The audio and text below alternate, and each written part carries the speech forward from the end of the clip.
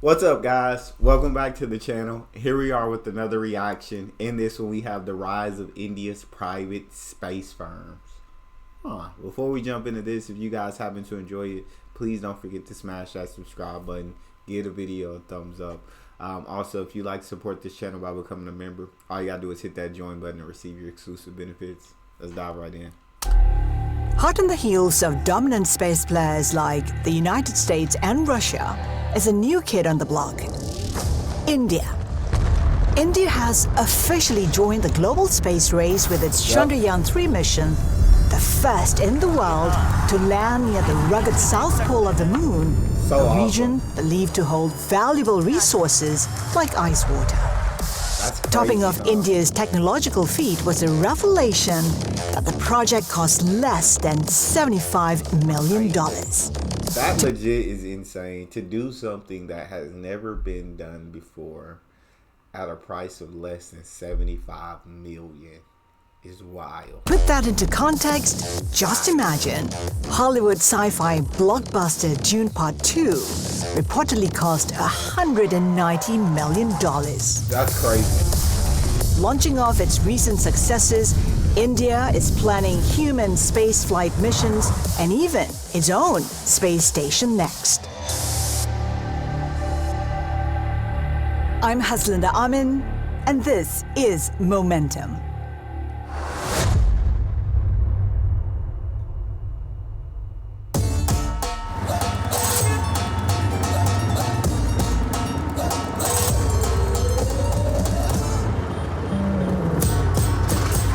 Space epic, there is an origin story, and India's space ambitions began as a way of boosting its economy when the country was newly independent.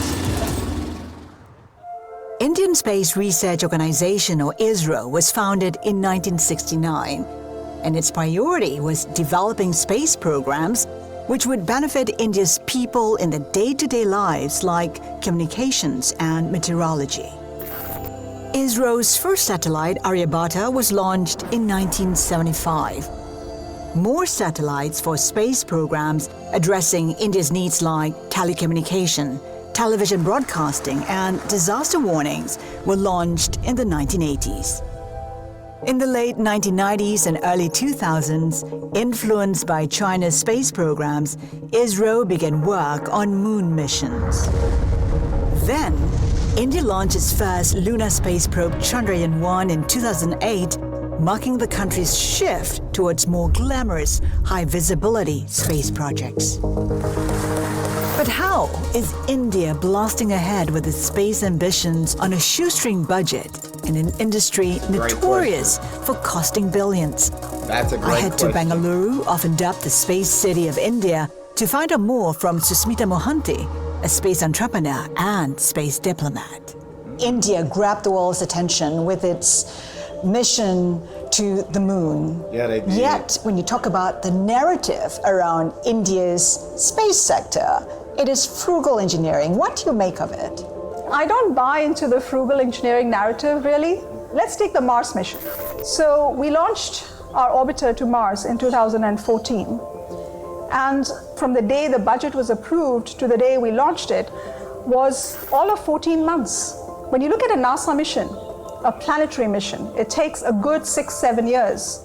So the Indian Space Agency, I would say, is an organization which has the kind of agility to make things happen on an accelerated timescale. It's also because we have a very different design approach.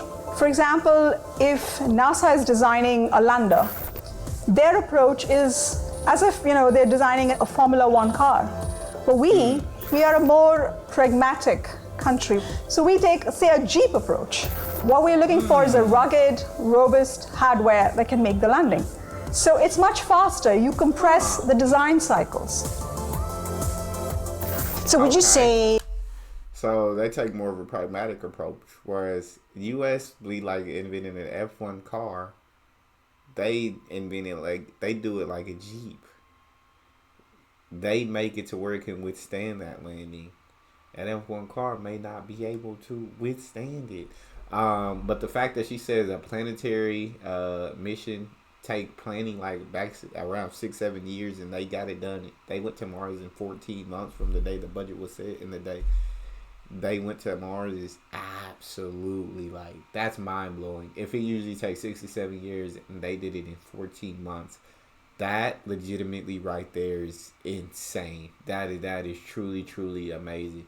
India is just on the come up. We all know that. We've seen plenty of videos. We've seen the evidence. It seems like in every category too, India is just catching up with the leaders of the world. And I mean, it won't be long until India start putting them in the rearview mirror. That is what is cutting edge when it comes to India's space approach. I think I would say that. In fact, if you think about it, it's a startup approach. When you look at these so-called new space companies, like SpaceX, like Blue Origin, or any of our Indian companies like Skyroot or Pixel, they're very agile and they have a very organic way of problem solving. So I think the Indian Space Agency has a lot of these characteristics of a startup. So they're not this clunky big bureaucracy that takes a while to build something. That is an advantage. So strong government support, an agile design process, and a bootstrapping mentality go a long way in stretching space budgets. Case in point, Israel was given $1.5 billion for space missions in 2023, a mere fraction of NASA's $25.4 billion and China's estimated space budget of $13 to $14 billion. That's crazy. Why does India need a space program? People often talk about how there are poor people to look after, starving people to feed. Why a space program? What's important to understand is that any country that chooses to have a space program does it because space enables things here on Earth, whether it's agriculture, resource management, urban planning, security, defense. So I think space is an enabler. And a subcontinent the size of India, with 1.4 billion people, having a space program is a necessity. It's not a luxury. Let's say we have a drought this year.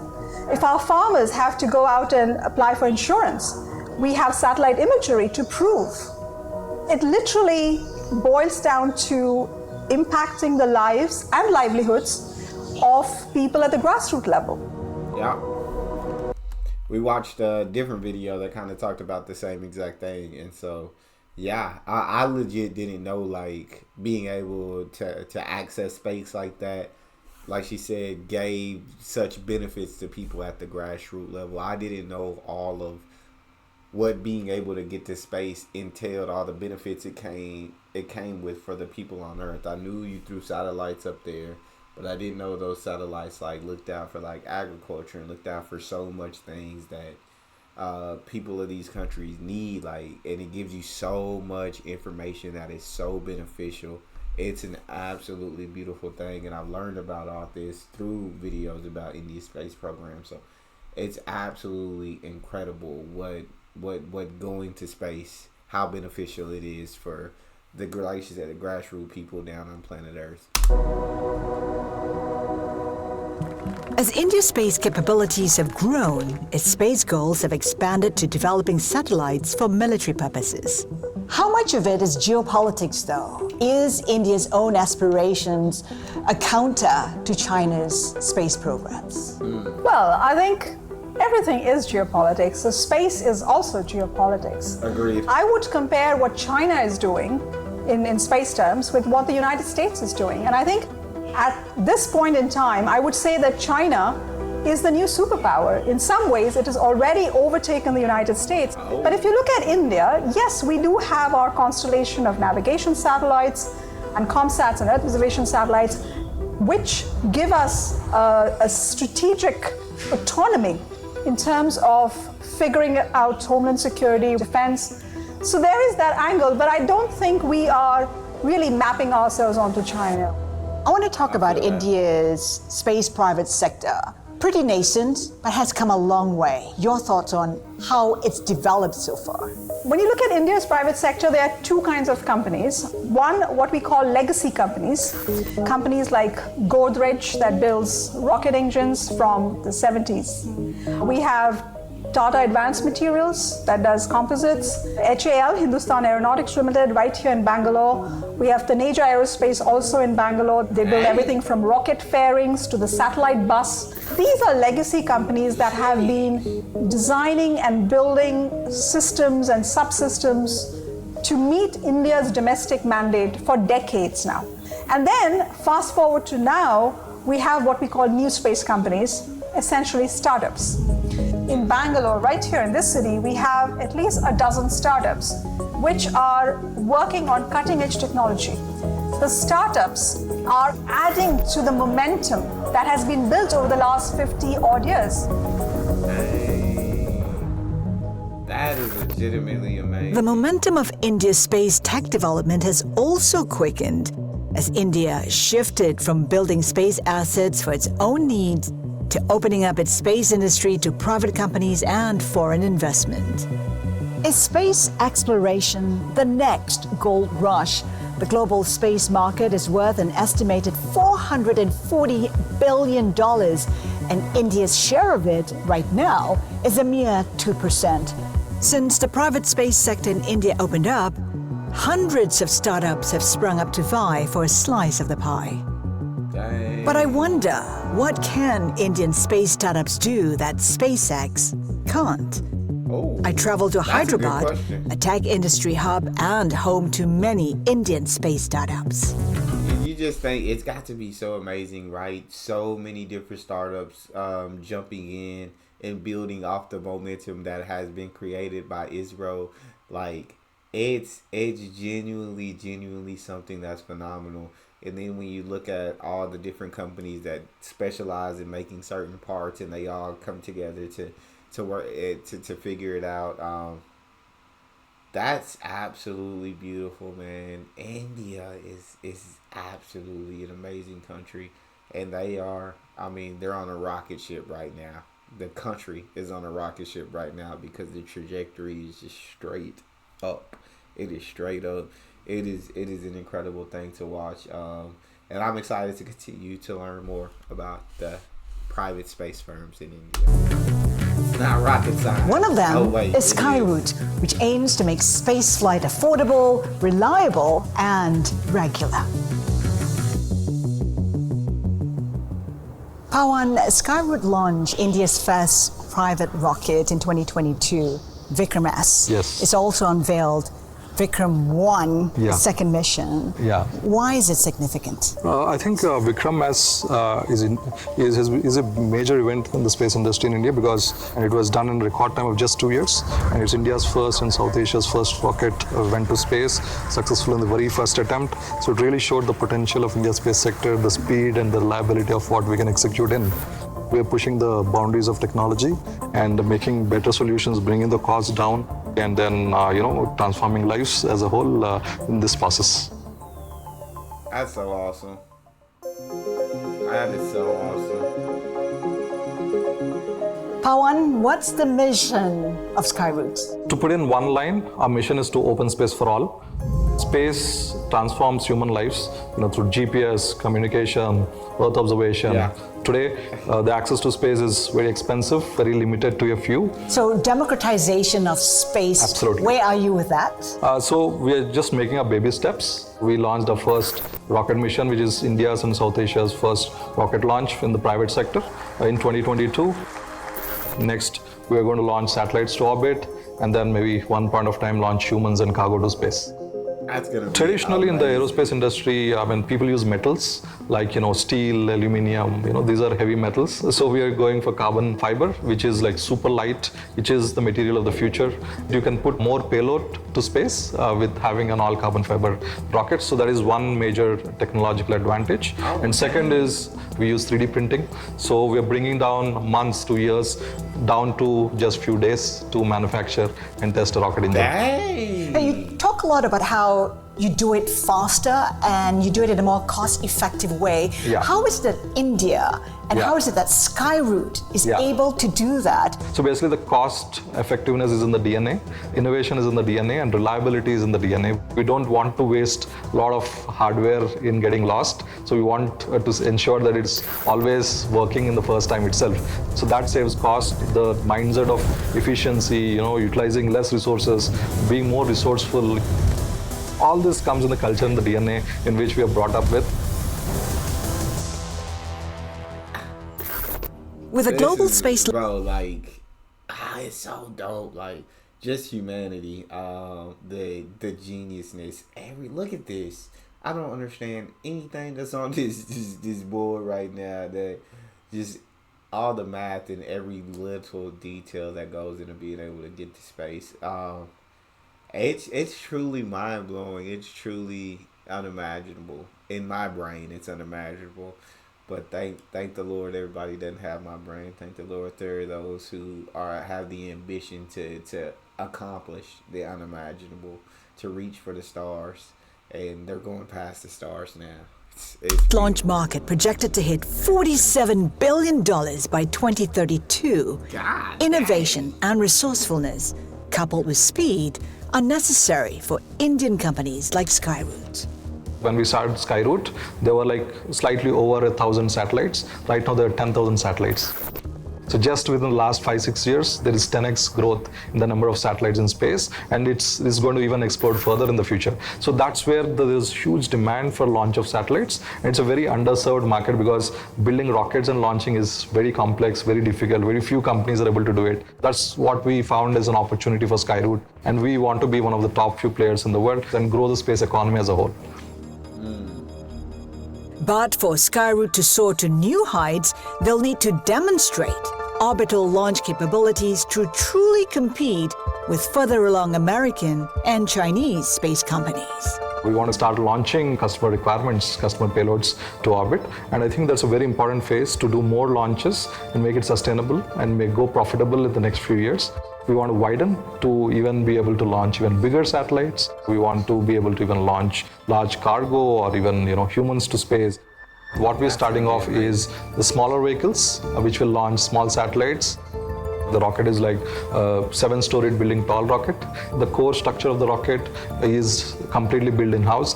And then we have like a support system of hundreds of suppliers to build the rest of the rocket. That's insane. To really open space for all, we need to build rockets which are so cheap. They should be like aircrafts. You hop onto them and then you have to reuse them. Going to space should become as easy as taking a flight. But SpaceX, which is on track to complete 135 launches by the end of 2024, rules the rocket industry. Can an Indian startup really compete? SpaceX remains the I mean, obviously I knew about SpaceX, but I didn't know they were that far along in the program. Over 130 launches already. Jeez. cheapest option. Yeah. Will you get there? SpaceX is a different solution where they're more like a train to go to space, where like they can launch large amount of payload. We are more like cabs to go to space. So just like booking a cab, you book your rocket and you go to exactly where you want and whenever you want, right? So among the cabs to go to space, we will be like the most competitive. We have a different set of customers which we serve too. We want to be the most competitive player in that segment. Your mantra is build it fast, test it faster, and as you said, you have hundreds of suppliers. How do you ensure that all your suppliers are also adhering to that mantra? We have a very strong quality team, and also we handhold a lot of the suppliers to see that, because like space is very unforgiving.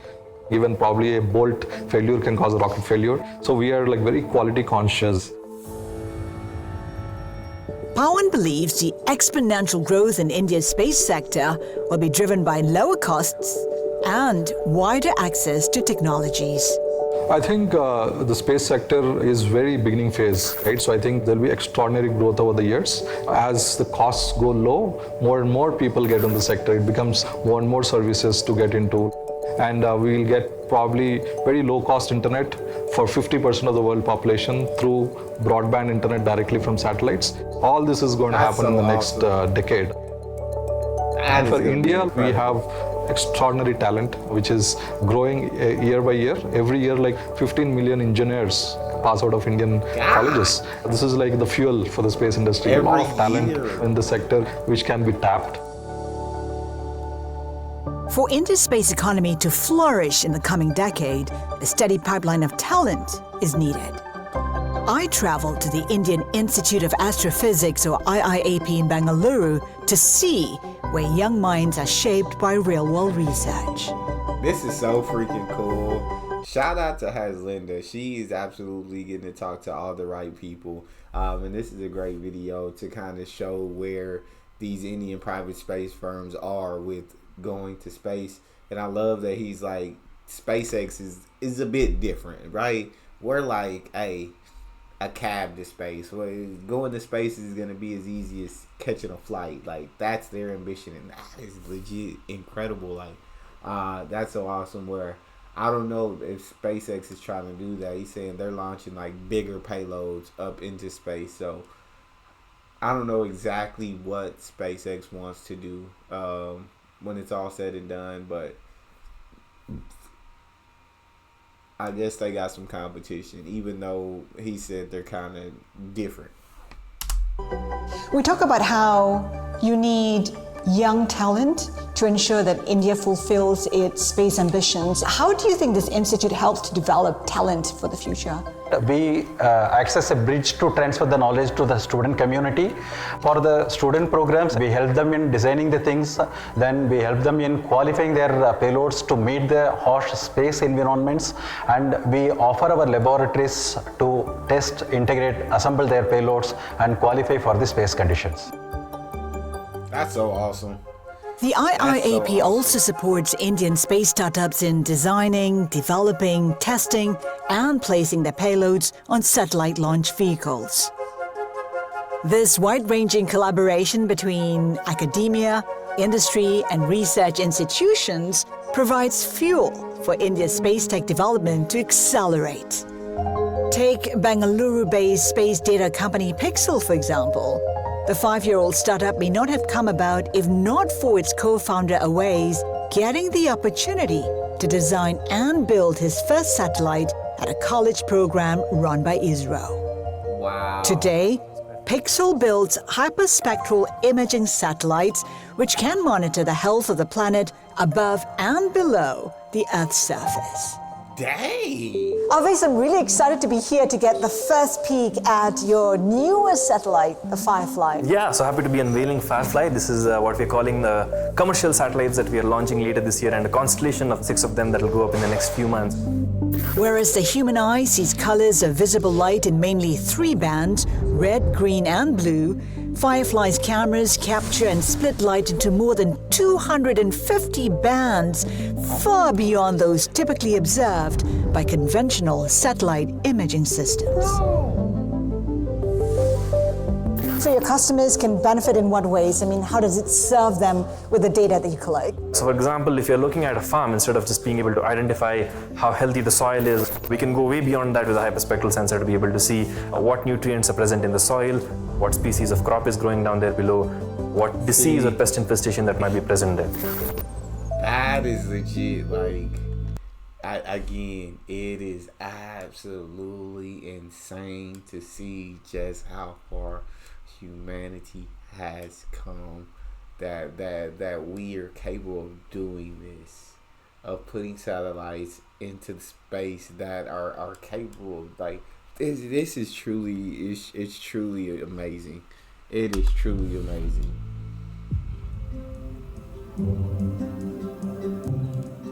So what exactly does Pixel do? We know the mantra is to create a better life on Earth. How are you doing that with your technology? The goal is to build a health monitor for the planet, to see what's happening on this one planet that we call home, like we would generally do for our own bodies and take care of it. As a college student, the idea was, let's see if we can use existing data that's coming down from satellites already in orbit, analyze that data to extract useful insights for farmers, for people trying to detect pollution levels. When you looked at all of this satellite imagery, you could see some things, but there was a lot to be desired. For example, if we wanted to detect a crop disease that was ravaging a part of the farmland somewhere, we couldn't see that, and $500 billion worth of crops are lost every year just because we're not able to catch pest infestations or crop diseases in time. And that was the genesis of the idea. If existing data from space won't cut it, let's build and deploy our own constellation of these hyperspectral imaging satellites. Pixel was at the right place at the right time. NASA had proven the usefulness of hyperspectral imaging on a previous mission. If there is demand for hyperspectral data, why has there been a vacuum? Why hasn't there been a player, for example, in the US, which has been in the space business for a very long time? I think if you look at any of these niche or critical technologies, especially in space, it usually follows the pattern of a curve. It's space agencies and organizations that spend decades and hundreds of millions of dollars in building a new technology for the first time. And then it starts getting commercialized once people see the value in it. The NASA satellite was not good enough for commercial users. Now the challenge for private entities was, can we figure out how to make it of a much better resolution? Can we figure out if we can do it at 10 times or even 100 times lesser cost? And then can we put it out there in a few months rather than many years it would take? When you ask the question, why were there no touchscreen mobiles before iPhone in 2007? There was no technology to sort of enable that a few years before that. Pixel may be a young startup, but it has already raised more than $71 million in funding to advance its satellite technology. Its applications span multiple industries, from farming to oil and gas. We work with a lot of oil and gas companies to help restrict their impact on the environment. If you're looking at an underground oil leak, that's invisible because it's underground, but it ends up changing the chemical composition of the soil, which we can pick up from our satellites. Bro, see, that's We work amazing. with governments across the world to help with deforestation. We also work with carbon credits. We can identify if a particular part of the forest is sequestering a certain amount of carbon. We help governments make sure that everyone's adhering to the UN norms and they're behaving as good actors. 10 years down the road, how do you see satellite imaging benefiting the world? Paint a picture for us. In 10 years, someone should just be able to pick up a phone, type in, tell me what the water quality index for the lakes are in Bangalore, and our models and data will sort of compute that in the back end and provide the report that is needed for identifying the water quality. Or someone could just type in, give me the rough estimate for the yield of rice in India for this year. The models that we have will be able to compute and send it out. Democratizing this in truly a This, bro, within the next decade, like, oh my God, it's such an amazing time to be alive, to see the things that are happening due to the technology that we have and the brains that just keep reaching further. It's fashion which each and every person in the world can just pick up their phone, log into an app and search for these data. Brings in, I think, just a more transparent and information-led world. Yes. How do you see companies like Pixel advancing India's space ambitions? India is definitely the new kid on the block with regards to the private space sector, only opened up over the last 3-4 years. Most of the startups that are working on this are not more than 5-6 years old. People can go into building robotics, people can go into building aerospace. Something that would have been like a dream forever for most people is now starting to become a reality. In case of Pixel itself, right, we started it when we were 21 years old. Obviously, a lot has been learned since then. We have tempered that with experienced folks, but most of our folks are still under 30. India has always been known traditionally for being a low-cost provider of things, but the new age startups that are coming up are building technologies that are being tested for the first time, whether that's newly 3D printed rocket engines or building hyperspectral satellites of a resolution and quality that have not been provided before. It's not just about providing components and services and solutions to India, but at the same time build in India for the world. A young, skilled population, government reforms to open up its space sector to the world, new startups hungry for success. These factors may well be what India needs to become a bigger player in the global space economy, which is estimated to triple to $1.8 trillion by 2035. God dang. India's space ambitions are reaching new heights, with each mission propelling its reputation further into the cosmos. Check out our next Momentum episode. genuinely amazing. Like, getting to watch this is it's so fascinating.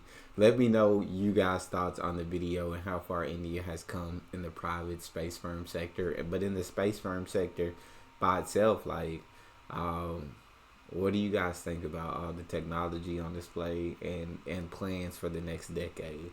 That's all we have. If you guys enjoyed, please don't forget to subscribe, give the video a thumbs up, and check out the next one. See y'all next time.